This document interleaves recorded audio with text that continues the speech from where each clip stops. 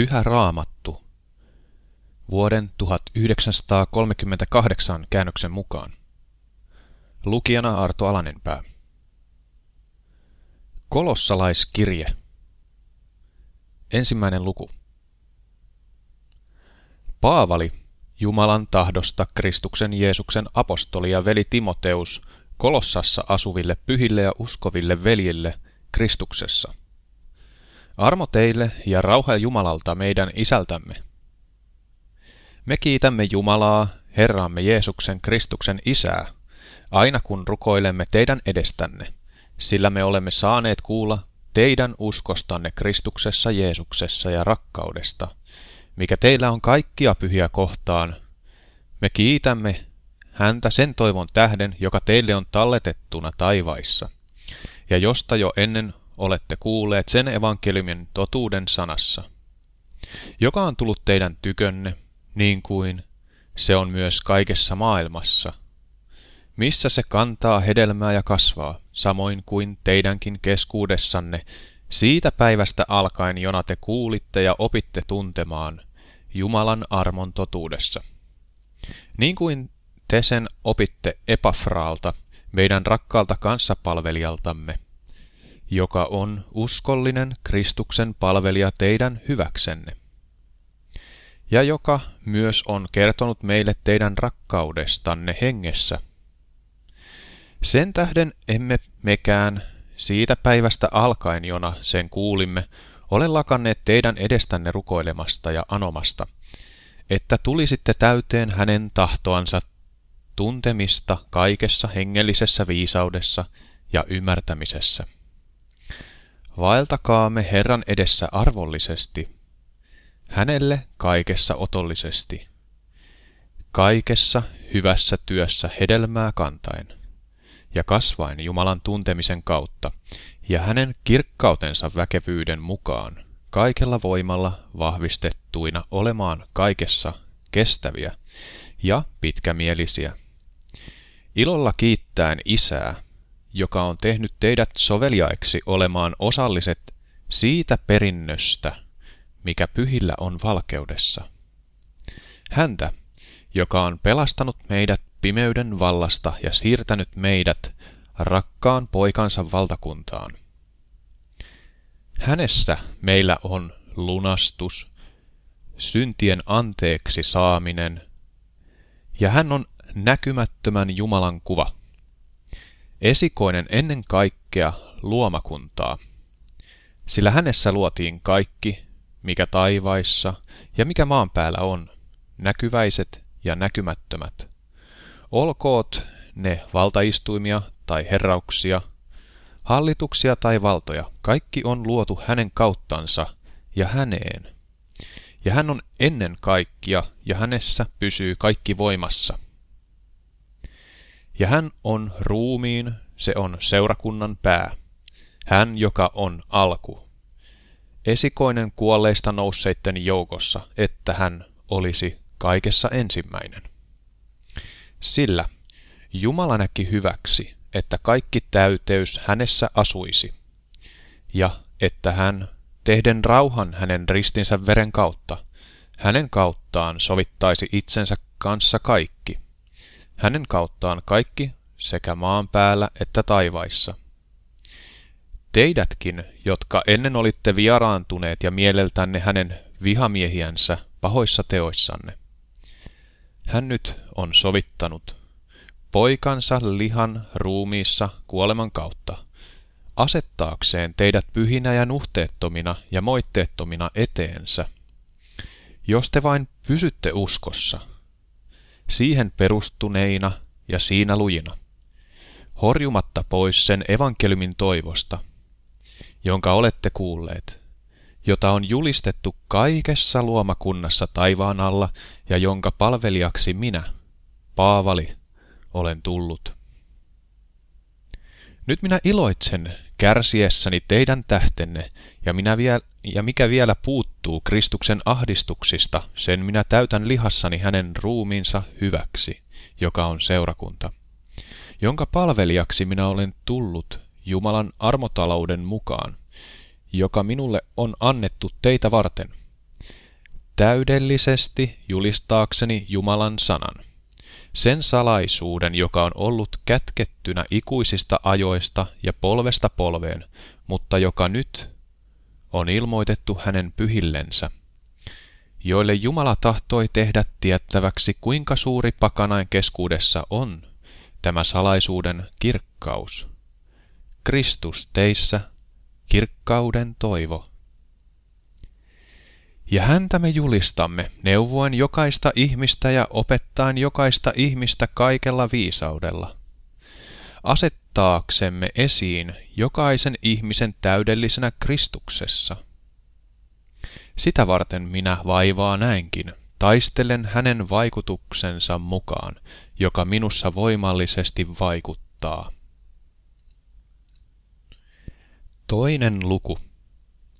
Sillä minä tahdon, että te tiedätte, kuinka suuri kilvoittelu minulla on teidän tähtenne ja laodikealaisten ja kaikkien tähden, jotka eivät ole minun ruumiillisia kasvojani nähneet, että heidän sydämensä yhteenliitettyinä rakkaudessa saisivat kehoitusta omistamaan täyden ymmärtämyksen koko rikkauden ja pääsisivät tuntemaan Jumalan salaisuuden, Kristuksen, jossa kaikki viisauden ja tiedon aarteet ovat kätkettyinä. Tämän minä sanon, ettei kukaan teistä pettäisi suostuttelevilla puheilla.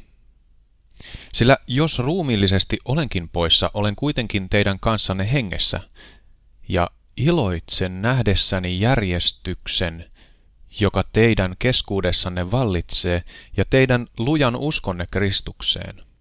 Niin kuin te siis olette omaksenne ottaneet Kristuksen Jeesuksen, Herran, niin vaeltakaa hänessä. Juurtuneina häneen ja hänessä rakentuen ja uskossa vahvistuen, niin kuin teille on opetettu, ja olkoon teidän kiitoksenne ylitse vuotavainen. Katsokaa, ettei kukaan saa teitä saaliikseen järkeisopilla ja tyhjällä petoksella, pitäytyen ihmisten perinnäissääntöihin ja maailman alkeisvoimiin, eikä Kristukseen. Sillä hänessä asuu jumaluuden koko täyteys ruumiillisesti, ja te olette täytetyt hänessä, joka on kaiken hallituksen ja vallan pää, ja hänessä te myös olette ympärileikatut, ette käsin tehdyllä ympärileikkauksella, vaan lihan ruumiin pois riisumisella, Kristuksen ympärileikkauksella. Ollen haudattuina hänen kanssaan kasteessa, jossa te myös hänen kanssaan olette herätetyt uskon kautta, jonka vaikuttaa Jumala, joka herätti hänet kuolleista. Ja teidät, jotka olitte kuolleet rikoksiinne ja lihanne ympärileikkaamattomuuteen, teidät hän teki eläviksi yhdessä hänen kanssaan, antaen meille anteeksi kaikki rikokset. Ja pyyhki pois sen kirjoituksen säädöksineen, joka oli meitä vastaan, ja oli meidän vastustajamme. Sen hän otti meidän tieltämme pois ja naulitsi ristiin. Hän riisui aseet hallituksilta ja valloilta ja asetti heidät julkisen häpeän alaisiksi. Hän sai hänen kauttaan voiton riemun. Älköön siis kukaan teitä tuomitko syömisestä tai juomisesta, älköön myös minkään juhlan tai uudenkuun tai sapatin johdosta, jotka vain ovat tulevaisten varjo, mutta ruumis on Kristuksen. Älköön teiltä riistäkö voittopalkintoanne kukaan, joka on mieltynyt nöyryyteen ja enkelien palvelemiseen ja pöyhkeilee näystään ja on lihallisten mielensä turhaan paisuttama. Eikä pitäydy häneen, joka on pää ja josta koko ruumis nivelten ja jänteiden avulla koossa pysyen kasvaa Jumalan antamaa kasvua. Jos te olette Kristuksen kanssa kuolleet pois maailman alkeisvoimista, miksi te, ikään kuin eläisitte maailmassa, sallitte määrätä itsellenne säädöksiä, älä tartu, älä maista, älä koske? Sehän on kaikki tarkoitettu katoamaan käyttämisen kautta ihmisten käskyjen ja oppien mukaan. Tällä kaikella tosin on viisauden maine itse valitun Jumalan palveluksen ja nöyryyden vuoksi, ja sen tähden ettei se ruumiista säästä, mutta se on ilman mitään arvoa, ja se tapahtuu lihan tyydyttämiseksi. 3. luku. Jos te siis olette herätetyt Kristuksen kanssa, niin etsikää sitä, mikä on ylhäällä, jossa Kristus on, istuen Jumalan oikealla puolella. Olkoon mielenne siihen, mikä ylhäällä on, älköönkä siihen, mikä on maan päällä. Sillä te olette kuolleet, ja teidän elämänne on kätkettynä Kristuksen kanssa Jumalassa, kun Kristus meidän elämämme ilmestyy. Silloin tekin hänen kanssaan ilmestytte kirkkaudessa. Kuollettakaa siis maalliset jäsenenne, haureus, saastaisuus, kiihko, paha himo ja ahneus, joka on epäjumalan palvelusta, sillä niiden tähden tulee Jumalan viha. Ja niissä tekin ennen vaelsitte, kun niissä elitte, mutta nyt pankaa tekin pois ne kaikki. Viha, kiivaus, pahuus, herjaus ja häpeällinen puhe suustanne. Älkää puhuko valhetta toisistanne, te, jotka olette riisuneet pois vanhan ihmisen tekoinensa, ja pukeutuneet uuteen, joka uudistuu tietoon, luojansa kuvan mukaan. Ja tässä ei ole kreikkalaista, eikä juutalaista, eikä ympärileikkausta, eikä ympärileikkaamattomuutta, ei barbaaria, ei skyttalaista, ei orjaa, ei vapaata, vaan kaikki ja kaikissa on Kristus.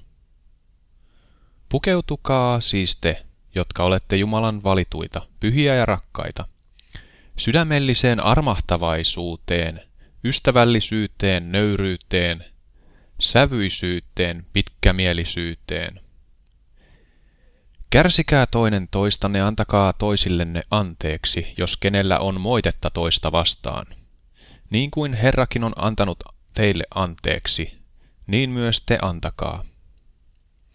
Mutta kaiken tämän lisäksi pukeutukaa rakkauteen, mikä on täydellisyyden side.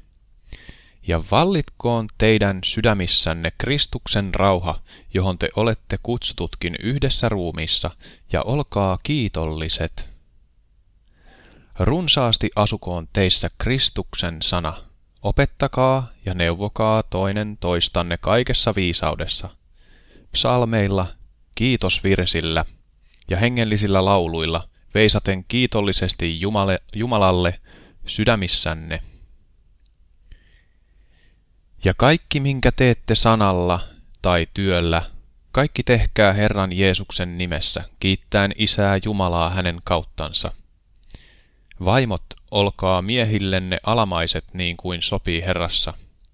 Miehet, rakastakaa vaimojanne, älkääkä olko heitä kohtaan katkerat. Lapset, olkaa vanhemmillenne kuuliaiset kaikessa, sillä se on otollista Herrassa. Isät, älkää kiihottako lapsianne, etteivät he kävisi aroiksi. Palvelijat, olkaa maallisille isillenne, isännillenne, kaikessa kuuliaiset, ei silmänpalvelijoina ihmisille mieliksi, vaan sydämenne yksinkertaisuudessa peljäten Herraa. Kaikki, mitä teette, se tehkää sydämestänne niin kuin Herralle eikä ihmisille, tietäen, että te saatte Herralta palkaksi perinnön.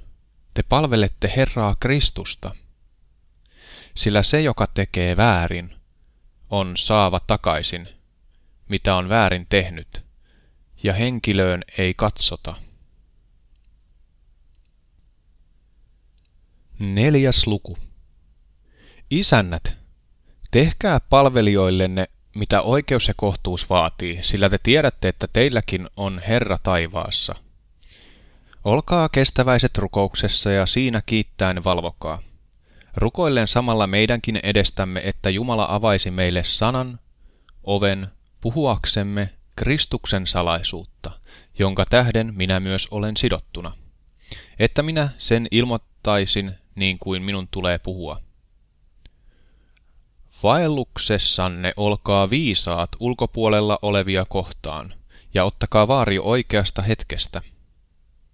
Olkoon puheenne aina suloista, suolalla höystettyä, ja tietäkää, kuinka teidän tulee itse kullekin vastata. Kaikista minun oloistani antaa teille tiedon Tykikus, rakas veli ja uskollinen palvelija, minun kanssapalvelijani Herrassa. Hänet minä lähetän teidän tykönne juuri sitä varten, että saisitte tietää tilamme, ja että hän lohduttaisi teidän sydämiänne. Ja myös Onesimuksen, uskollisen ja rakkaan veljen, joka on teikäläisiä, he ilmoittavat teille, kuinka täällä kaikki on. Teille lähettää tervehdyksen Aristarkus, minun vankitoverini, ja Markus, Barnabaan serkku, josta olette saaneet ohjeita, jos hän tulee teidän tykönne, niin ottakaa hänet vastaan. Ja Jeesus, jota sanotaan Justukseksi, nämä ovat ympärileikkaatuista ainoat, jotka ovat olleet minun auttajiani työssä Jumalan valtakunnan hyväksi, ja he ovat olleet minulle lohdutukseksi. Tervehdyksen lähettää teille teikäläinen Epafraas, Kristuksen Jeesuksen palvelija, joka rukouksissaan aina taistelee teidän puolestanne, että te pysyisitte täydellisenä ja täysin vahvoina kaikessa, mikä on Jumalan tahto. Sillä minä annan hänestä sen todistuksen, että hän näkee paljon vaivaa teidän hyväksenne ja niiden hyväksi, jotka ovat Laodikeassa, sekä niiden, jotka ovat Hierapolissa. Luukas, rakas lääkäri, lähettää teille tervehdyksen, niin myös Deemas. Tervehdys Laodikeassa oleville veljille ja Nymfaalle sekä hänen kodissaan kokoontuvalle seurakunnalle. Ja kun tämä kirja on luettu teille, niin toimittakaa, että se luetaan Laodikeankin seurakunnassa, ja että myös te luette Laodikeasta tulevan kirjeen. Ja sanokaa Arkippukselle, ota vaari virasta, jonka olet saanut Herrassa, että sen täysin toimitat. Tervehdys minulta, Paavalilta, omakätisesti. Muistakaa minun kahleitani. Armo olkoon teidän kanssanne.